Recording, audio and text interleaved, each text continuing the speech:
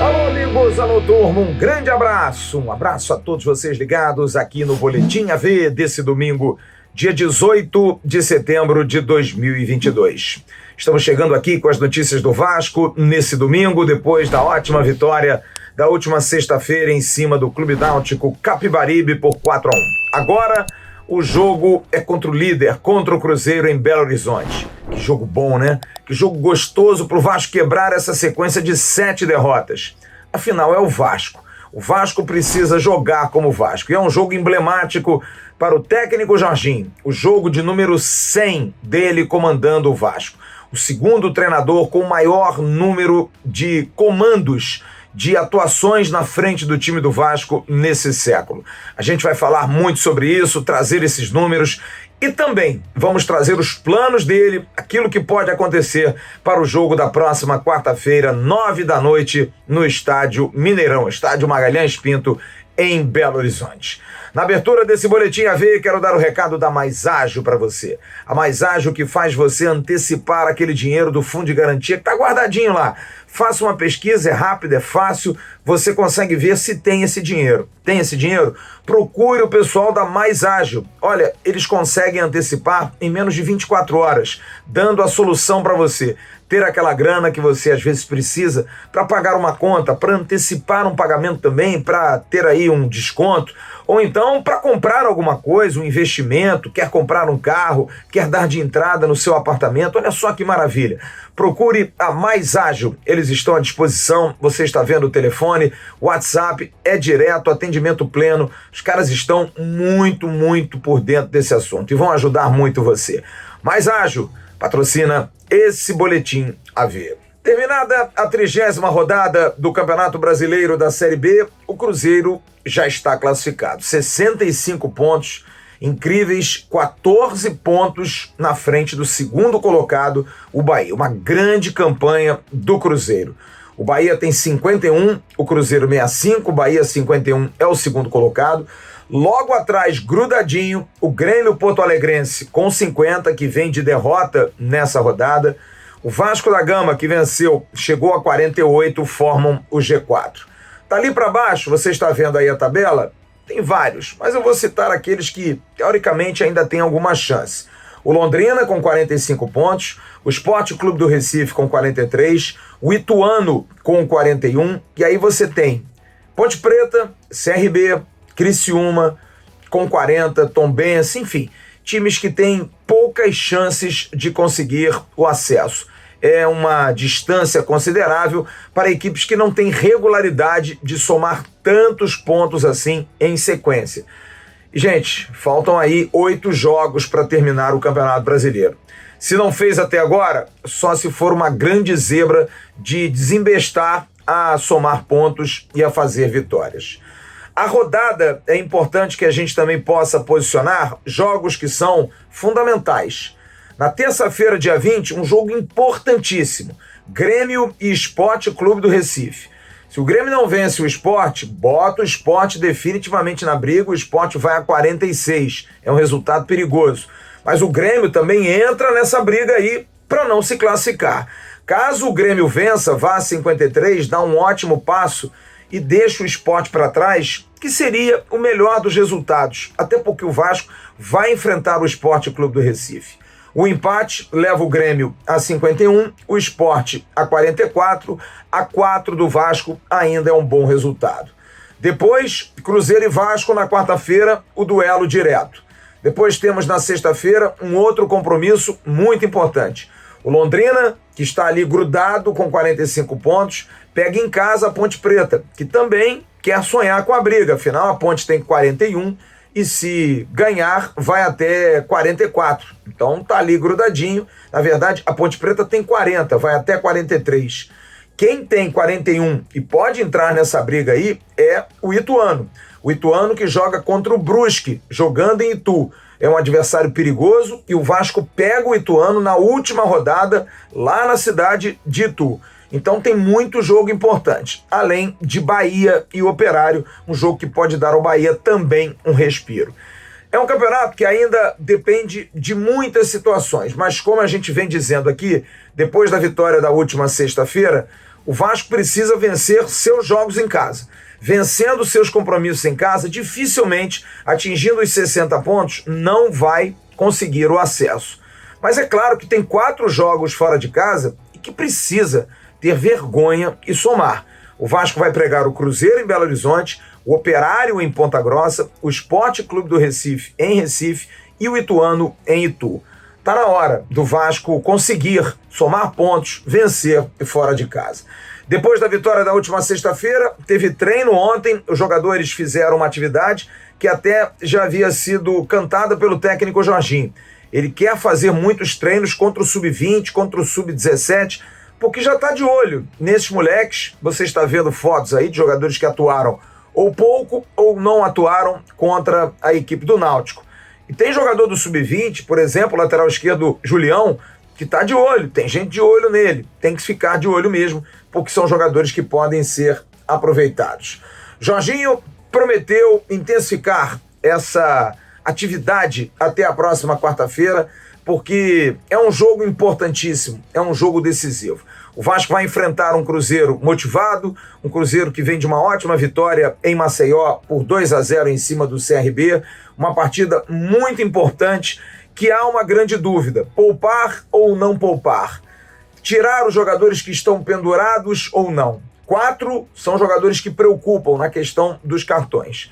Nenê, Andrei Santos, o capitão Anderson Conceição e o meio-atacante Alex Teixeira. Esses 4 estão com 2 cartões amarelos. Também com 2 cartões amarelos, mas que, ao que parece, estão perdendo aí o espaço no time principal, Juan Quinteiro e Matheus Barbosa.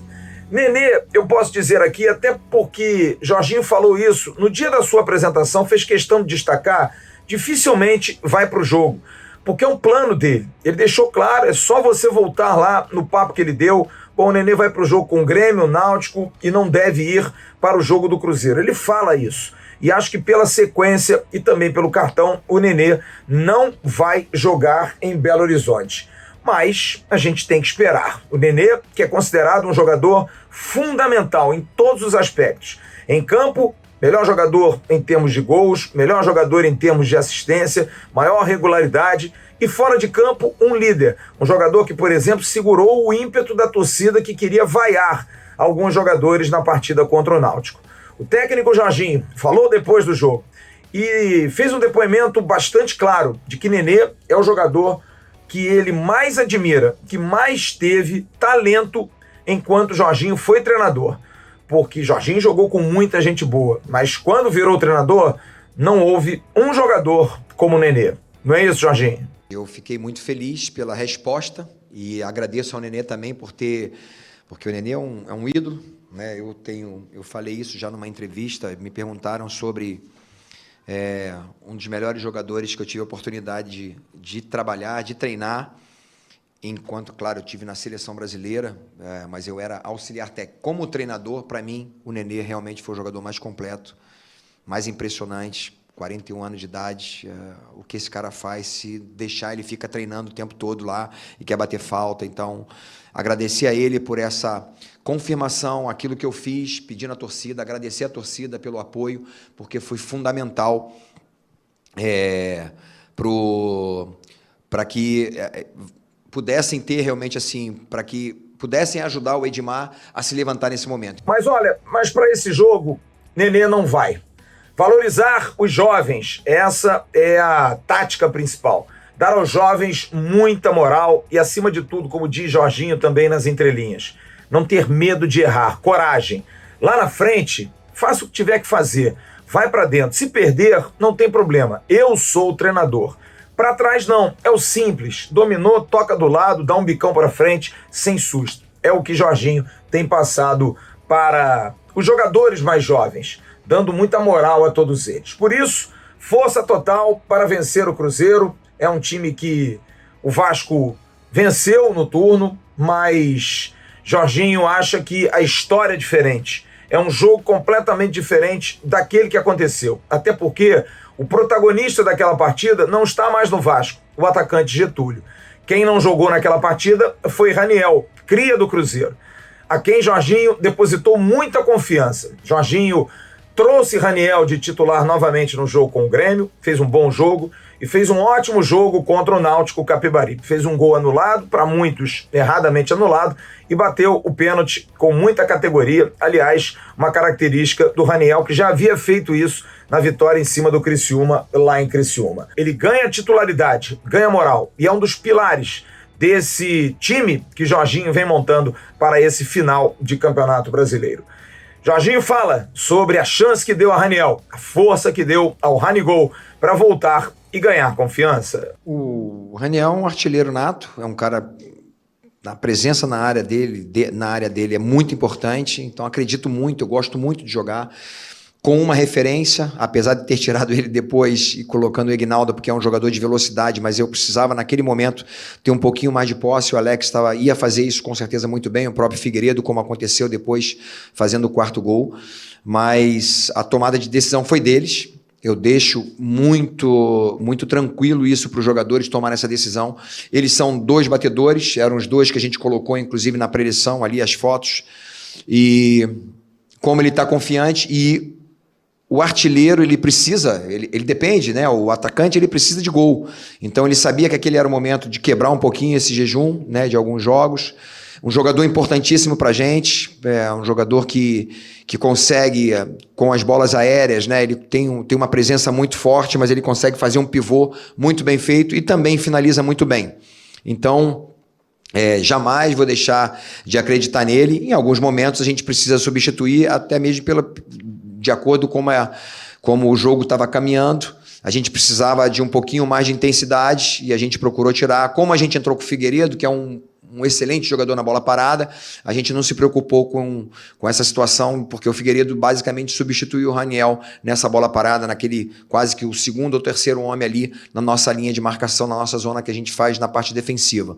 E o Alex deu uma qualidade, deu velocidade, o Egnaldo também. A gente poderia basicamente ter feito talvez aí 5, 6, né, se a gente tivesse um pouquinho mais de calma em alguns momentos. Mas é isso, eu acredito muito no potencial desse grupo, desse elenco, e é bom que a gente tem peças diferentes, né? O Egnaldo é totalmente diferente jogando por dentro do que o Raniel, que também é totalmente diferente do Fábio. Então eu tenho algumas peças que são importantes, dependendo do jogo, a gente consegue mudar. O time treina agora no domingo, segue a preparação. Andrei Santos deve ser mantido, ele que ao lado de Marlon Gomes tem a cada dia melhorado a condição. Marlon, um jogador mais tático, Andrei, um jogador de muita técnica, qualidade, que arma o jogo lá de trás, monta a equipe do meio de campo e chega na área para concluir. Fez mais um gol. Ele é o 2º artilheiro do Vasco nessa temporada, o menino Andrei Santos.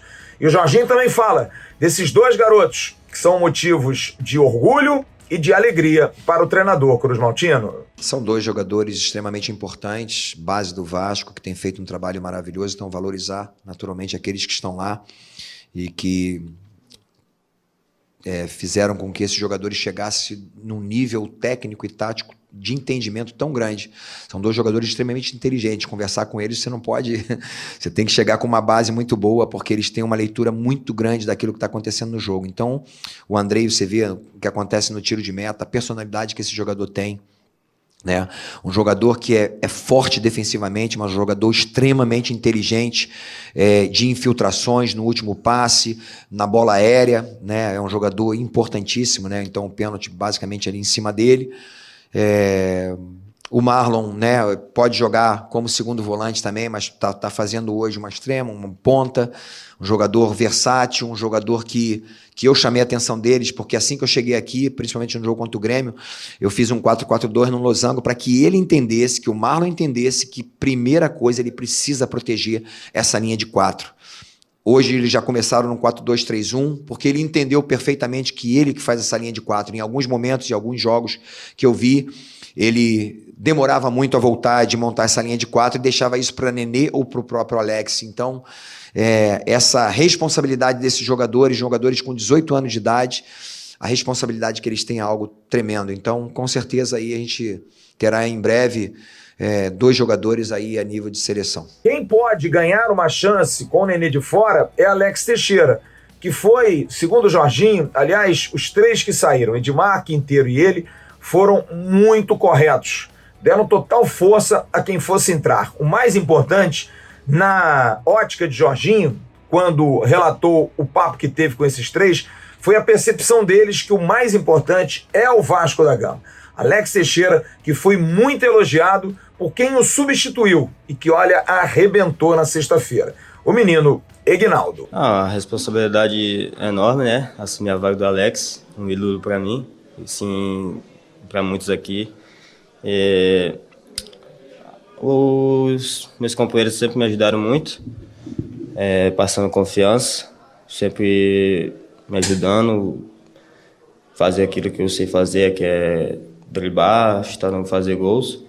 E hoje pude contribuir com mais um gol e ajudar minha equipe na vitória. Esse jogo é um jogo com um significado muito especial para o técnico do Vasco, Jorginho. Ele vai completar o jogo número 100, comandando a equipe cruzmaltina. É o segundo treinador com o maior número de partidas que comanda nesse século. Jorginho, você está vendo aí a arte, tem 99 jogos comandando o Vasco. São 49 vitórias, 24 derrotas e 26 empates. E olha, nesse jogo ele vai estar apenas atrás de Renato Portaluppi, que tem 133 jogos. Dorival Júnior é o terceiro treinador com 93 partidas comandando o Vasco da Gama. E olha, esse jogo vai ser importante, uma pena ser longe do torcedor, o torcedor do Vasco que mais uma vez deu uma prova inequívoca de que está com o time. Esgotou todos os ingressos do setor visitante para a partida contra o Cruzeiro.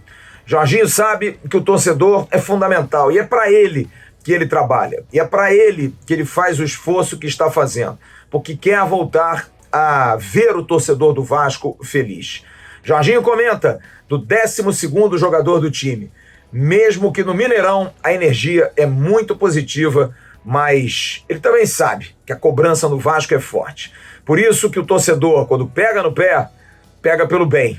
Mas Jorginho compreende a galera. Que o Vasco ele tem sempre essa pressão, a torcida naturalmente deseja, anseia realmente o acesso, isso vai acontecer, isso é muito importante, isso vai acontecer. E eu só queria ressaltar o quanto foi importante a torcida estar junto. No momento que a torcida entendeu, eu pedi, por favor, pedi realmente para eles, por favor, não vaiam, ajudem. E Nenê também fez o mesmo pedido, saiu dali do banco, foi lá pedir o torcedor. E o torcedor, ele precisa entender o quanto ele verdadeiramente é o 12º jogador. Ele joga junto. Nem todo jogador tem uma personalidade, eu sinto sempre o Romário, porque o Romário ele não dependia do que está fora, sabe? Ele não dependia do aplauso ou de uma vaia da torcida, porque ele tinha muita personalidade, mas é muito difícil de jogar. O Romário é um cara extra sério. Então, é muito importante a torcida entender o quanto ela faz bem para o Vasco da Gama quando ela joga junto. E fez a grande diferença. A gente viu a festa que é, a alegria que é, e no momento que eles começaram a gritar o nome de Edmar, e se tiver que gritar o nome do Raniel, também é importante para que esse jogador cresça, porque é um jogador muito importante para nós. Danilo Boza e Paulo Vitor devem permanecer como titulares. Foram elogiados, mas vamos esperar, porque Jorginho já provou que não tem tempo ruim. Esse negócio de não vai dar, esse jogador aqui tem lugar cativo, não. Ele muda mesmo. Não tem nenhum receio de fazer mudança. Quem vem ganhando moral é Figueiredo, jogador que Jorginho sempre tem utilizado como primeira alteração. Entrou na última sexta-feira, fez um golaço, um gol muito bonito, terceiro gol dele como profissional. E ele falou sobre como tem sido para ele estar trabalhando ao lado de Jorginho. Então, ele está passando bastante segurança para todos nós. No treinamento ele está fazendo bastante treino para a gente ser agressivo. E ao trabalho, ele faz bastante trabalho, como eu falei, ofensivo. Thiago Rodrigues, Léo Matos, Danilo Boza, Conceição IPV, Yuri Andrei, Marlon Gomes e Alex Teixeira, ou Figueiredo, Raniel e Eginaldo. É um time que eu arrisco para o jogo de quarta-feira contra o Cruzeiro. Uma preocupação claríssima é com a arbitragem. Aliás, sempre, né? Arbitragem e Vasco são duas coisas incongruentes. Mas dessa vez a CBF caprichou. conseguiu colocar juntos os caras que mais prejudicaram o Vasco nesses últimos anos. Flávio Rodrigues de Souza, de São Paulo, é o árbitro. Árbitro controverso, que já esteve em vários jogos complicados do Vasco, vários jogos em que ele prejudicou claramente o Vasco da Gama. E Rodrigo Guarizo, o VAR, né? São duas figuras muito pouco queridas do Vasco. O Flávio, para que você lembre, ele foi o árbitro de Vasco 1, Flamengo 2, em São Januário, o gol do Cano, mal anulado, o impedimento do Paredes. Esteve também em Internacional 2, Vasco 0, o jogo que praticamente rebaixou o Vasco da Gama. Ele era o árbitro. E o jogo Curitiba 1, Vasco 0 em São Januário, que ele expulsou o lateral esquerdo, Henrique, e ali foi fundamental para que o Vasco perdesse o confronto direto contra a equipe paranaense. Parabéns a ele, que apitou apenas um jogo do Vasco nesse Campeonato Brasileiro, a vitória em Recife sobre o Náutico por 3-2. E o Guarizo, apenas para a gente lembrar aqui, Vasco e Bahia, aquele lance do Gregory inacreditável, atingindo o Martim Benite, que o VAR passou batido, e Vasco e Flamengo, ele era esse, que o Flávio Rodrigues era o árbitro, ele era o VAR, o Guarizo. E eles deram esse impedimento grotesco do Paredes, anulando o gol de Germancano, um empate que com esse pontinho já salvaria o Vasco da segunda divisão. Vasco e Cruzeiro, que nos últimos 5 jogos tem uma marca ruim para o Vasco. Apenas uma vitória do Vasco nos últimos 5 jogos, jogando em Belo Horizonte. 2017, gol de Paulão, lembra? Esse gol aí que praticamente levou o Vasco à disputa da Copa Libertadores, pelo menos na pré-Libertadores.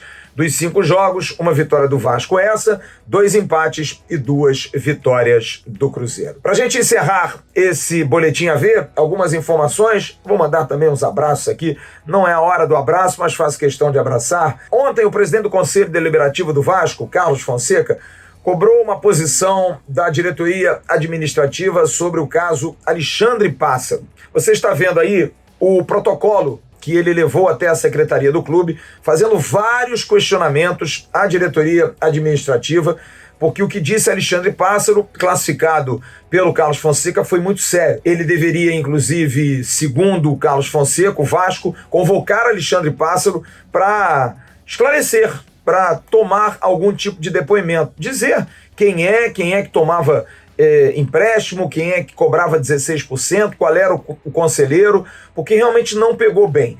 Houve essa cobrança muito forte e agora a gente espera a posição da diretoria administrativa sobre esse caso, quando Alexandre Pássaro, para quem não sabe, deu uma entrevista ao jornalista Tiago Asmar, do canal Pilhado, e falou claramente de que havia um conselheiro que fazia as viagens e tinha ali 16% em cima do valor da viagem, que isso já era recorrente, mas quando ele teve essa informação, bateu nas mãos dele, ele disse, não, aqui não, isso aí é praticamente uma agiotagem, e acusou um conselheiro a estar fazendo isso.